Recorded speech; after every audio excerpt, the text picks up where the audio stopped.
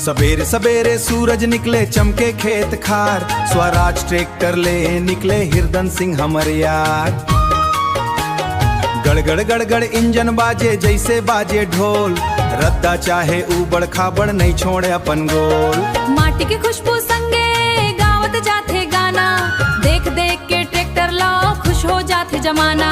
बैला घलो मुस्कावे किसान करे जयकार, स्वराज ट्रैक्टर संग चलाए गाँव के संसार। बेदो खाड़ी कोण मां बड़ा बड़ा गड्ढा आए, स्वराज ट्रैक्टर कूदत फांदत हंसत आगू जाए। खमरौद के रद्दा बोले धीरे धीरे चल, हिरदन भैया मुस्कावत कहे अब बड़ मजबूत बल।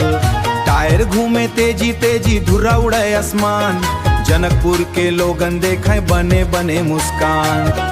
कोटा डोल के चौक में जब ट्रैक्टर दे आवाज, छोटे बड़े सब निकलल पड़े सुन के वो कर साज। धान के खेत हरियर मेड़ दिखते बड़े सुहावन, स्वराज ट्रैक्टर संग चलते सपना बने मन भावन।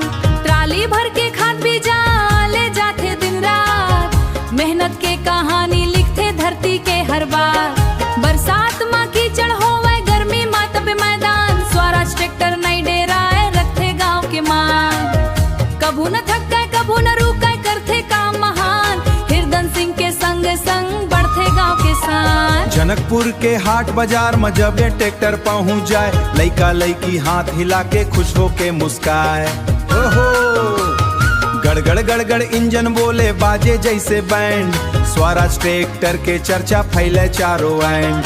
कोटा डोले खमरो तक चलते बने रफ्तार, बेदो खाड़ी के रद्दा घल्लो माने वो कर प्यार। मेहनत हिम्मत हौसला के ये हावे पहचान, गांव गांव में गूंजत रही थे स्वराज ट्रैक्टर गान। कोटा डोल बेदो खाड़ी खमरो जनकपुर गांव, स्वराज ट्रैक्टर ले चमकत किसान मन के नाम। हिरदन भैया चलावत जाथे रख के सबके मान, माटी मेहनत औ किसान के गावत रही बोगान। कोटा डोल बेदो खाड़ी खमरौत के रोड मा, कूदे स्वराज ट्रैक्टर झूमे सब झंझोस मा। जनकपुर के रद्दा मा धुर्रा उड़ाए रे, हिरदन भैया ट्रैक्टर सबके मन भाए रे। कूदे रे कूदे रे स्वराज ट्रैक्टर कूदे रे, कूदे रे स्वराज ट्रैक्टर कूदे रे, कूदे रे स्वराज ट्रैक्टर कूदे रे। किसान करा जाएगा स्वराज ट्रैक्टर